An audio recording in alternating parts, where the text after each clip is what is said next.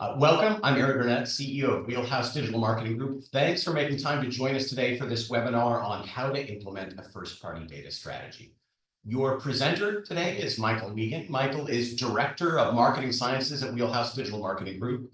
He has 22 years experience in marketing, 17 of those in digital, more than a decade of senior level analytics strategy, implementation and business intelligence, and MarTech experience. He has led implementation of data-driven marketing strategies, enterprise-level CRM systems, optimization of digital experiences, a lot of experience doing very complex, very sophisticated analytics and digital strategy work. Michael's work in healthcare includes leading projects to enhance patient engagement through personalized content strategies and integrating complex digital ecosystems for HIPAA-compliant platforms.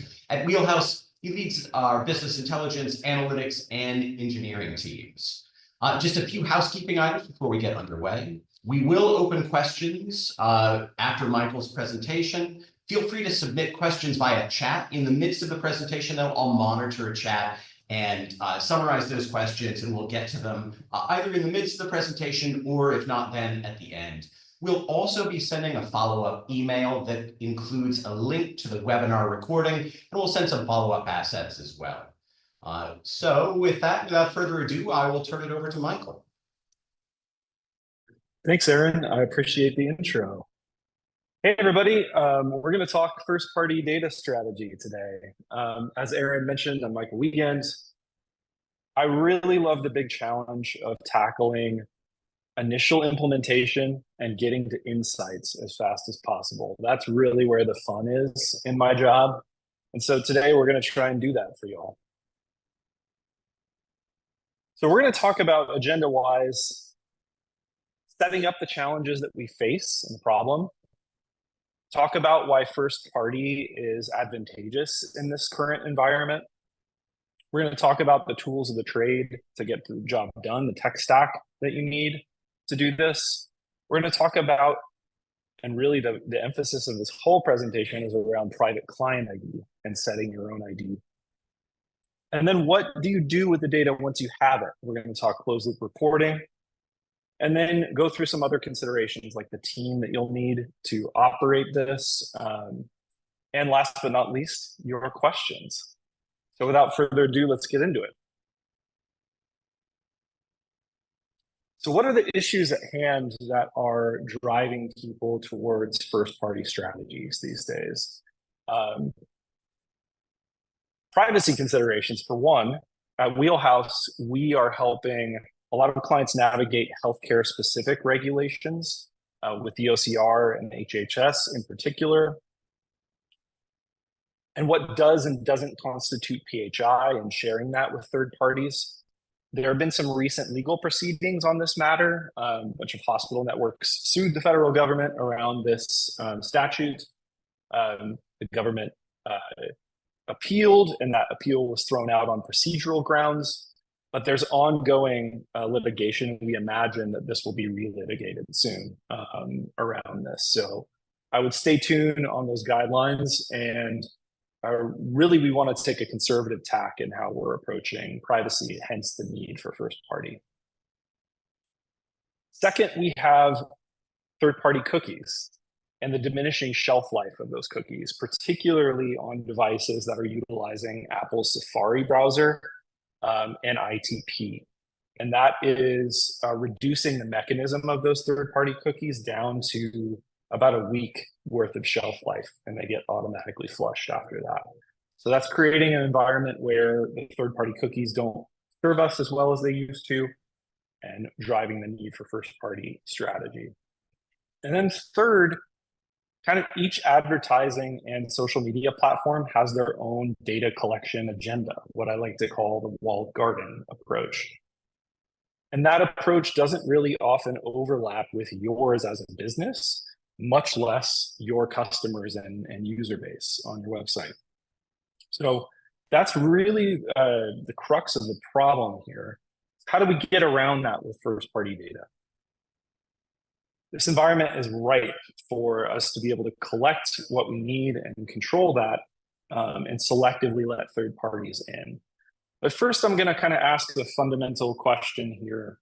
Does being successful in digital marketing today require you to give as much data as possible to third parties, partners, to platforms, in the hopes that you can find new prospect and prospective customers and potential clients and people in market for your product and service? Is that really a necessary evil that you need to survive in this space? And kind of tee up that issue in a couple different ways here. When you give all of the information to the third parties, essentially what you're creating is a third-party data strategy, and that approach gets messy really fast. One of the main reasons it does is around attribution. So when you provide your customer and website data, all of these different tools, from your web analytics platform to Google Ads, to Facebook and Meta on the social media side, they all have different ways of classifying credit for conversions. On the search marketing platforms, it's usually a 30 to 90-day click window and a 1-day view through.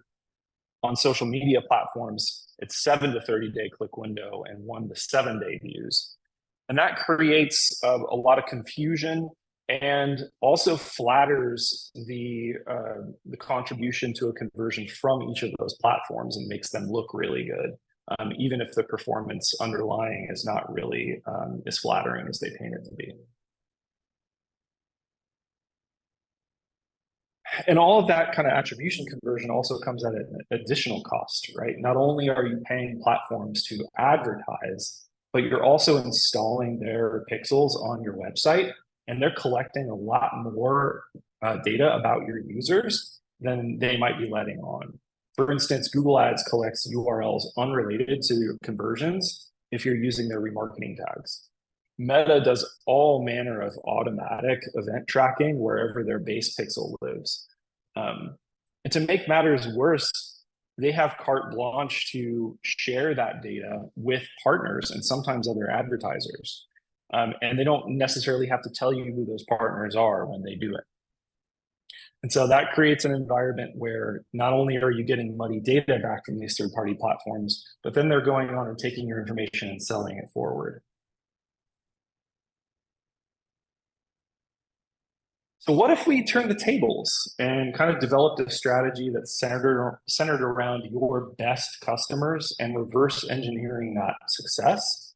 And what if we did it in a way that gives third parties kind of the bare minimum data that they need to find more prospects for you? That's really what we're talking about here. So how do you do that? How do you get to that point? It's the model of keep all your data and share only what you want.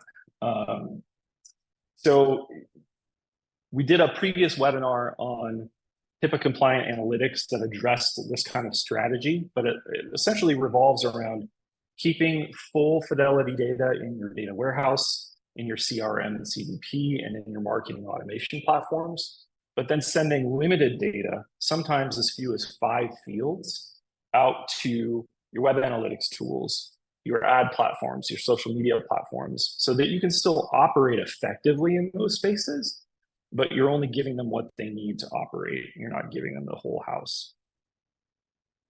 It's worth noting here that this approach is not just about risk mitigation. We've actually seen that when you center your strategies and your campaigns around your best customers, it improves the performance of this whole ecosystem.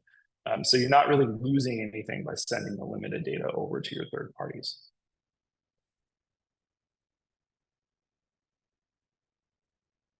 So what are the tech stack requirements for this strategy? Let's get down to the nuts and bolts of this and how you piece it together. And there are free, cheap, and sort of paid options for all of these elements. But essentially it boils down to, you need a tag management tool. Google Tag Manager, TIQ, Telium IQ, Adobe Launch as well. That could be completely viable. Your web analytics platforms, Google Analytics, Adobe Analytics, Amplitude, things like that.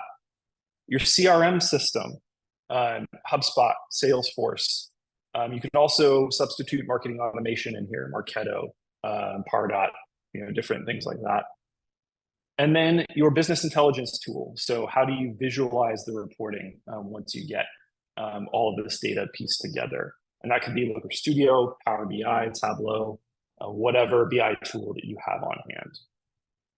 So once you have this system in place, we can kind of get down to brass tacks. And in this environment, in this demo today that I'm going to walk through, this example case, we used Google Tag Manager for tag management, Google Analytics 4 for web analytics, Salesforce for the backend CRM, Salesforce Marketing Cloud, and then Looker Studio to visualize the reports that you're going to see in the example. So yes, you can substitute any of these pieces and still have this strategy work. The tools are not really important. It's kind of the methodology that goes into it. So how do you do this? Once you have the tools in place, once you have the willingness to go to a first-party strategy, what does it revolve around? And in this case, we're going to be setting what we like to call a private client ID. At my past agency, Portent, we called this RUID. At Wheelhouse, we call this PCID. So you'll see those two terms used interchangeably in this presentation. But it's really about controlling identity resolution on your own and not relying on third parties for that. And how that takes shape is a random alphanumeric ID where you control the setting and the expiration. So in this case, we're setting a first-party cookie with an expiration on our terms. That could be a 90-day window of expiration. That could be up to 2 years. I've seen it work in different methodologies there with different expirations.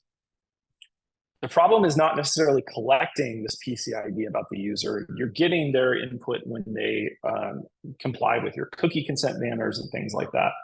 But really what it boils down to is this is an ID that's yours that you don't have to share with third parties.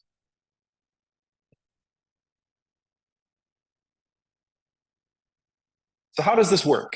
Your tag management tool is the kind of the first piece of the tool set in the puzzle.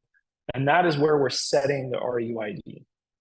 There's a script that creates this private client ID or random user ID for each user that hits your website and is deployed through your tag management tool.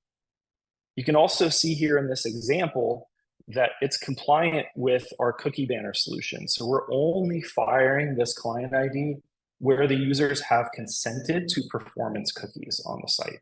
So you can make this adhere to your cookie compliance and privacy policies as necessary so you can remain GDPR or CCPA compliant as you collect this.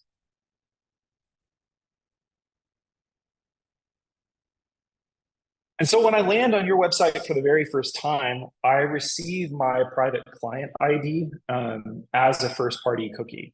I've set this expiration, I believe, on this example for a year. So it's going to span 12 months and be able to collect data across that range of time for users.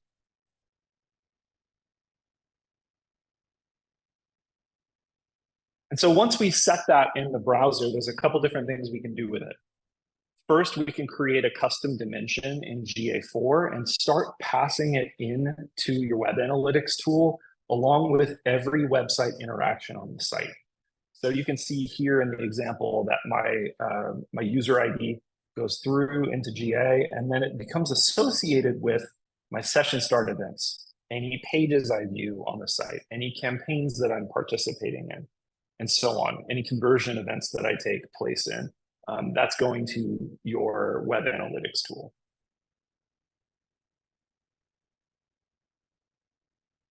But let's say that I didn't convert on my first time on your website, right? I did a little bit of research, I left, I had a sandwich, I maybe went on vacation for a week. And then I came back to your website a little bit later on when I was reminded of your brand, and I filled out a contact form or a sales form. With that ID persisted, what we can do here is inject that ID into those contact forms as a hidden form field and allow you to persist that forward into your CRM through things like contact forms, purchase purchase flows, subscription forms on your sites as a hidden form field. So that gets persisted in your CRM that way.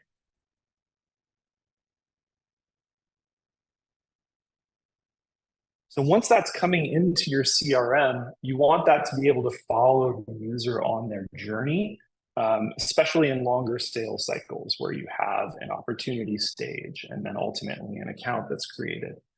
And the way that you do that in Salesforce is you're able to take that random user ID and you're able to map that field from the lead object in Salesforce when the contact form is filled out.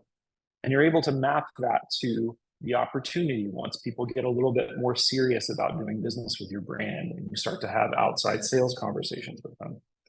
And then ultimately, you pass that through to the account when they become a paying customer. And you're able to tie all of that rich Salesforce data back to the web analytics data that initially drove them to the website in the first place. So it's really exciting. And this is kind of what enables this whole process here.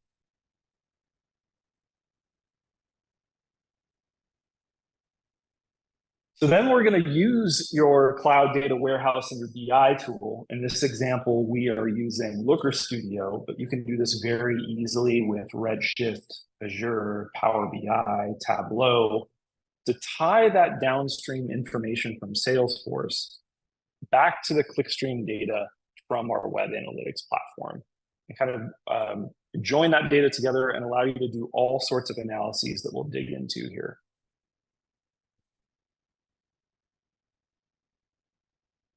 So what does the web analytics data look like? I really like to boil down the web analytics side of this data from GA4 or from Adobe Analytics into a couple different dimensions that we can use to slice the downstream data later. And those really valuable dimensions, including a date field, are things like the channel that people are arriving at your website through, your paid media, your organic search coming directly to the site or through referrals. Then I like to also include the source medium. What's the specific website that's generating that traffic? Is it Google? Is it Facebook? Is it some other random blog on the internet that's sending you traffic and linking to you?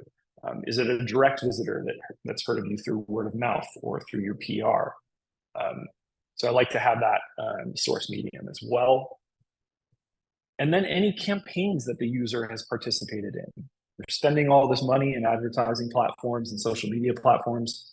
You want to know which campaigns they participated in and clicked on to generate the visit to your site.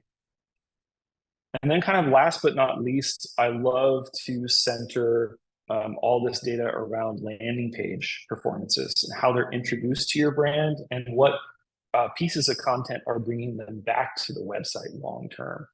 The landing page factors in really heavily there. And you'll notice that, again, all of this context is under my user ID or PC ID. So what does the CRM side of the data look like? So once that ID follows them through on their conversion in the lead form, what kind of information can we bring across from the CRM side of the house to sort of enrich this whole data set? I like to pull things like a lead status, were they qualified or not? Was it a junk lead? And the percentage of those breakdowns. The opportunity stage that the customer might be in. How far are they along with your sales team? Have you sent them a proposal? Are you in advanced talks and discussions around negotiation or contracts? And then forecasting. Love to be able to build forecasting on the amount of the customer deal, the probability to close, and then ultimately expected revenue. By bringing all of that stuff back to the web analytics data, you're really able to start doing true ROI analysis on your campaigns and see how much end revenue that's generating for through your customers.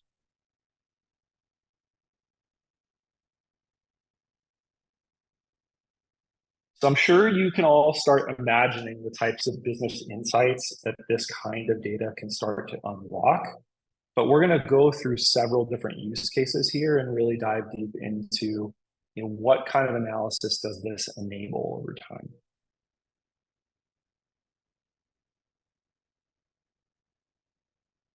So in this case, in this report that we built for a client in Looker Studio, We have on the left-hand side all the information from the Google Analytics dimensions that I mentioned, my channel, my source, my campaigns, and my landing pages. And then on the right-hand side, we have that rich customer data from Salesforce that we're starting to aggregate up into groups. So we've been collecting numerous random private client IDs over time. And those folks have gone on to close various sales cycles. And we're able to start seeing how many opportunities are in play. What is the annual contract value of those opportunities? And you'll notice here, we'll get to it in depth a little bit later, but we're also being able to look at this data under the lens of different attribution models that we define. So that's another important component of this on the reporting layer. A couple other callouts that I'll mention is that we did add some additional dimensions in this report to slice the data by further CRM properties. So in other words, are they working with you on a particular product or service line? Are the sales coming from a particular country or a sales region, a theater, EMEA and APAC, right? And that allows you to sort of slice this and dice this data in different and interesting ways.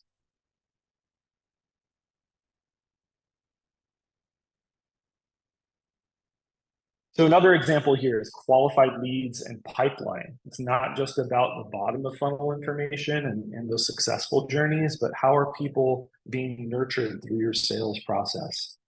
You know, while this data deals a lot with lead gen kind of business model, think about other ways that this approach can work for you. You could be dealing here, instead of leads, with new patient signups or appointment bookings in a healthcare context. This approach can scale across numerous different industries and with numerous different data points in your CDP or CRM. So don't limit yourself in thinking to this lead gen model necessarily. But I love the idea of having the pipeline metrics and those sort of leading indicators to sales along the way. That helps you do a lot of forecasting and planning as a business as you're standing up a lot of these media campaigns for the next year. We're already starting to think about that for 2025. So it's a great way to kind of get that planning step in place.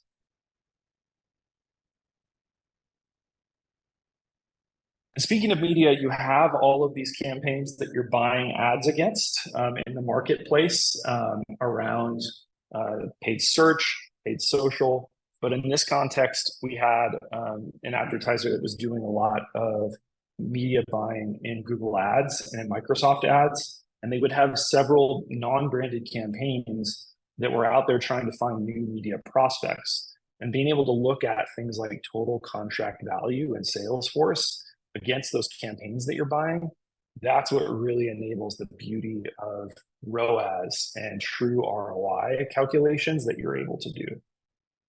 You're no longer kind of shackled to this model where you're just optimizing your campaigns based on top of funnel metrics like raw leads. You're no longer in that CPA model. You're able to do true ROI analysis on this.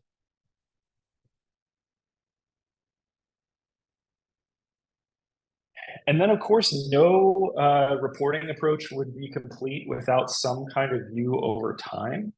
And in this example, we're looking at opportunities from Salesforce that came in through these different Google Analytics 4 channels. And we're able to filter this report based on the landing pages that the users saw when they were introduced to your brand or campaign. We're able to see how that performance fluctuates over time and what the long-term contributors are to your success. Another approach that this type of report enables is the ability to start calculating lag time between when your initial leads come in and your initial visits come in, and then when that sale and opportunity ends up actually manifesting in the wild. You can start to calculate the average difference between those two things and do some analysis of what you need to do at the top of the funnel to drive those bottom of funnel results. That becomes really critical. So let's dive a little bit now so now that we've gone through some of the reporting examples, let's go into another layer around attribution. This is where this approach and using PCID can become very powerful. So from an attribution standpoint, what you can do with this underlying data, once you have a PCID or random user ID associated with each of your users, you can institute a session count dimension. And this will essentially show us the linear order of this person's clickstream and how they arrived at your site. So they first came through paid search, they came back to the site through social media, again back to the site through organic, and then they knew enough about your brand to come to you directly. And so what this allows you to do is the credit for the conversion and the expected revenue and the actual closed revenue, you can map back to each of these sessions in a linear fashion and give them equal credit. Or you can do a traditional sort of first touch model, traditional last touch model, or you can get really fancy and do custom models, U-shaped models. So why is this important, being able to define your own attribution? Well, increasingly, platforms like Google and Meta are pushing marketers towards data-driven attribution models that are proprietary and that they don't really provide a lot of transparency in how they are assigning credit for these conversions back to the drivers that drove them. So having your own first-party attribution models allows you to complete sort of visibility into how the model is operating and why you might want to customize it for your business. You may find that, as the user journey kind of goes along, that you're valuing those touch points as they get increasingly toward the conversion, or vice versa. You want to introduce a lot of credit for those initial touch points that brought them to your brand in the first place and kind of descend from there. It allows you so much flexibility and transparency in how you want to set this up for your business. So that was a lot to kind of go through in the context of first party for a lead gen model. We went through different nuts and bolts of how to set up the PCID. We went through different ways that you can report out on that data, and then different ways that you can apply attribution modeling, different kinds of modeling to that data. But what other lead gen, or what other cases can you think about other than lead gen use cases, right? We've seen this model work successfully for all different kinds of businesses in various industries. Lifetime value for your e-commerce customer, customer loyalty for kind of subscription model services and businesses, right? And then ultimately in a healthcare context, which we're dealing with a lot here, is patient experience. We have a client who's been using a healthcare system that's been using PCID for many years now.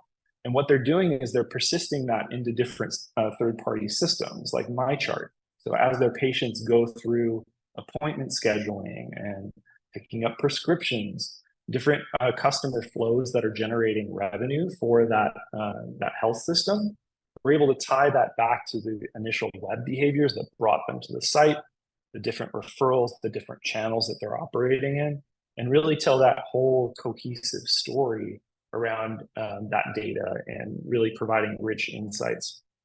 That enables you to do things like return on marketing investment over time. So I wouldn't shackle yourself to the lead gen use case that we went through here. It's definitely applicable to different business models, different industries.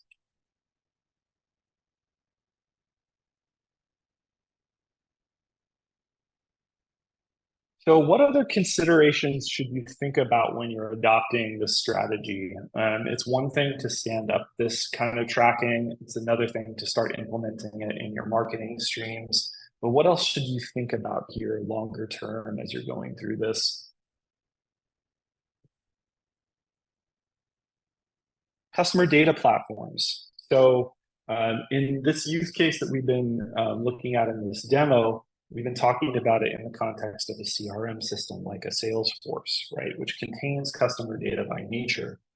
But recently, there's been the introduction of a lot of different CDP platforms. One example would be Telium's Audience Stream.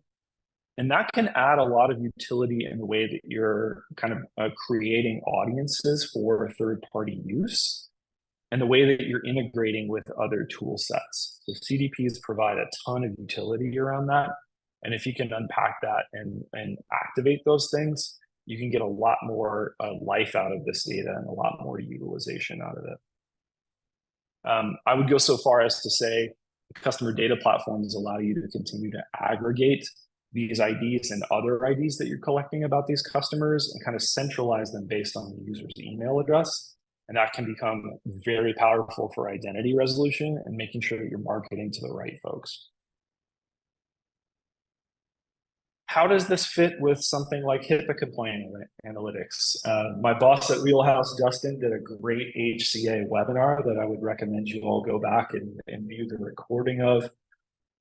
This first party data strategy really hinges on PCID, and private client ID is one of those components in our HCA engagements that we're doing with healthcare users. And again, it's about resolving the user's identity and who you want to share that information with, whether they're under BAA or not under BAA. It allows you to kind of centralize that data on an infrastructure that you own and control fully, and then disseminate that out to third parties appropriately. And then the other kind of side of this is what you're sending to third-party data platforms and how you're sending it. So this strategy allows you to share data with third parties in a minimum necessary information model. And it allows you to do it through server-to-server means. So the tag management systems that I talked about on the previous slides, a Google Tag Manager, Telium IQ, those all come in server-side flavors that allow you to transmit data directly to these ad platforms and social media platforms servers. And then what that does for you is it allows you to take the universal pixels off of your website. So you don't have to deploy their JavaScripts anymore. You don't have to deploy their client-side pixels. This benefits you in a couple ways. One, it controls the data that they're able to siphon off and gather about your users. And then it also takes the JavaScript weight off of your website. And we've seen it actually meaningfully improve things like site speed and the way that your site is loading for customers if you are not having to do all of that data collection on the client side. You're freed up to do it on the server side. So that's another way to just think about sending data to third parties is a server-to-server connection that limits the amount of data that you're sending and also takes the weight off the browser and your user's experience on your website.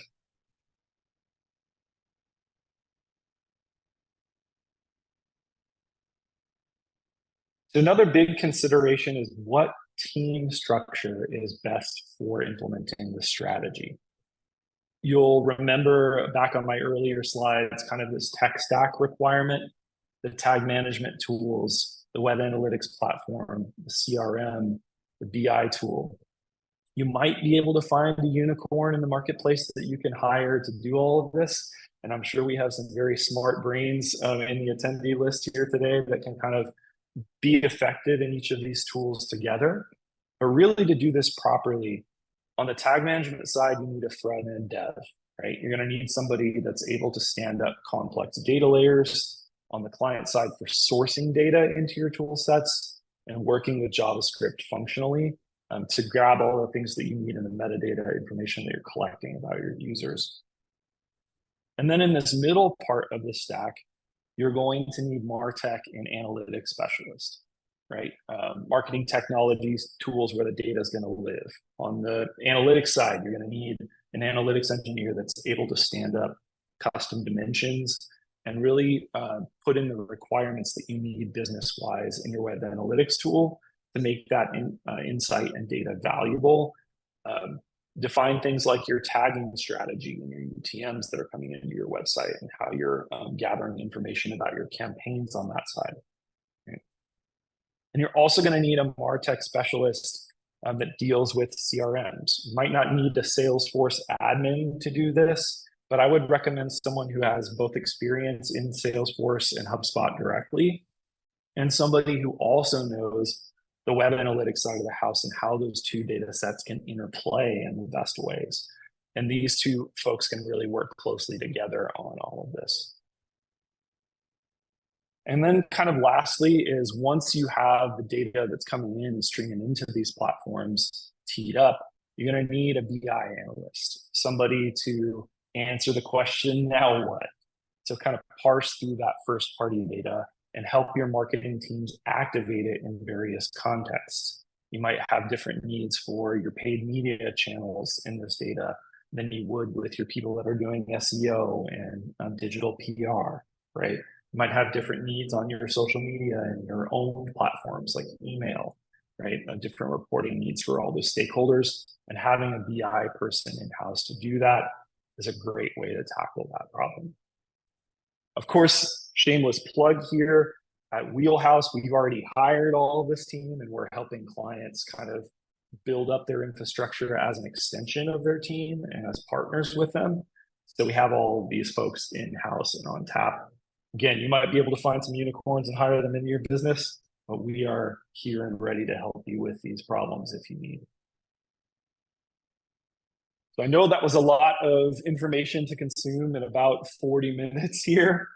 I'd love to now kind of open it up for questions in the chat. Aaron will be moderating. I'll be taking a look at what's coming in there, and we'll try to get to all of your questions that you might have today. That's great. Thanks, Michael. There are a couple of questions already. Can you say a little bit more about how private client ID relates to server-side tracking and how those things strengthen one another? That's a great question. So you're setting your private client ID on the client side, right? You're setting it in the browser, but you're able to persist that through your server-side tags however you like in your tag management platform. So in TIQ, we have event stream that allows us to persist things that we're gathering in the browser about the user to your server-side event platform, and allowing you to send server-to-server hits to the analytics platforms that include that private client ID. So you can do that in TLM event stream or in GTM server-side, tag manager server-side. And part of the value there is that because that private client ID is unique to and peculiar to the organization that implemented it, you're not passing identity to any third party. Correct. That's great.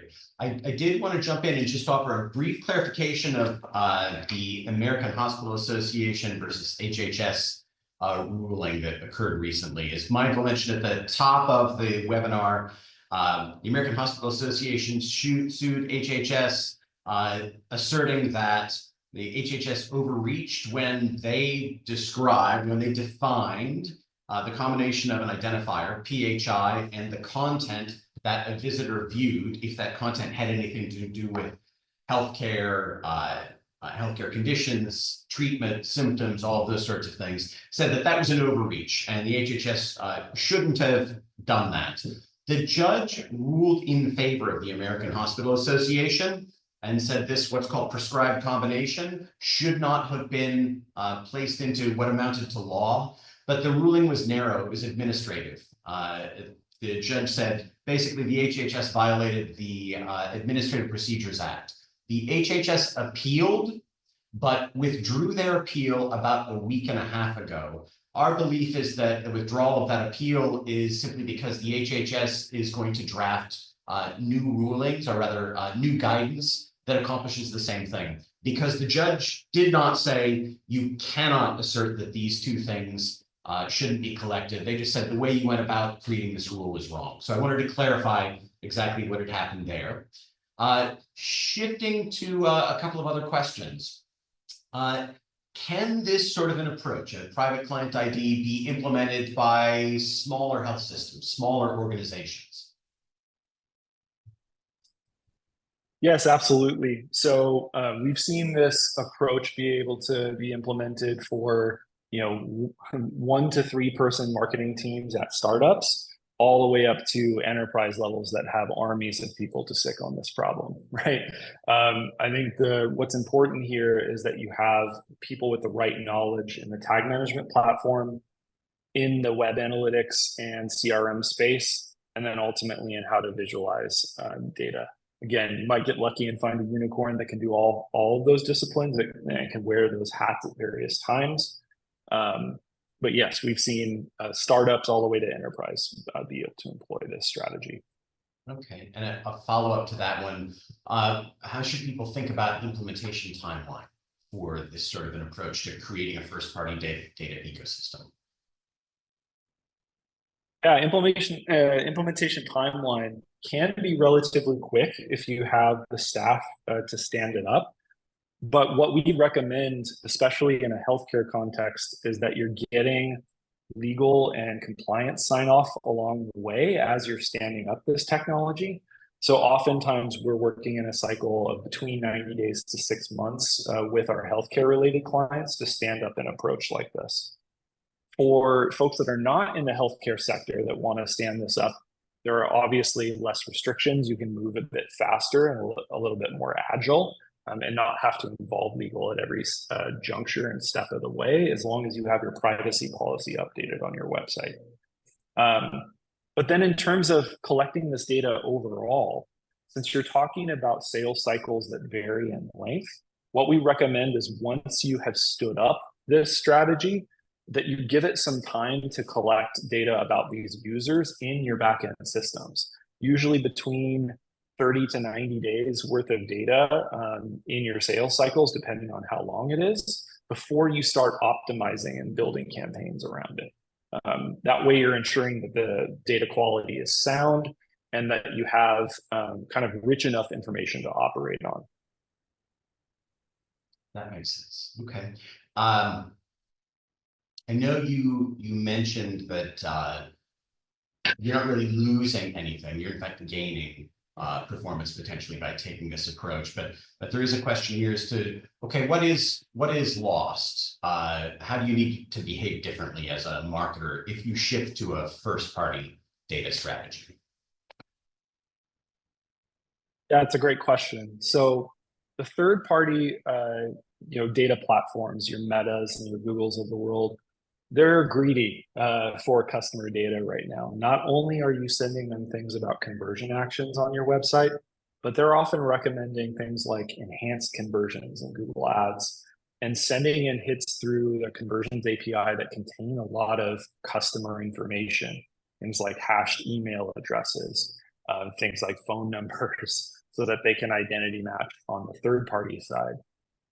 What this does is it allows you to kind of take away the risk of sharing that information with those third parties, allows you to hold on to it in a first party context, but only send the third party platforms the things that they need to have you be able to do things like algorithmic bidding and to find new audiences in a more careful way using things like click ID instead of and in proxy of a hashed email address. That's great. Okay. Well, if there are any other questions, please do drop them into the Q&A. We will again make the recording available by a follow-up email, so you'll have everything that Michael shared to refer to and share with others within your organization. I'll just wait a couple more seconds and see if anything pops up in Q&A.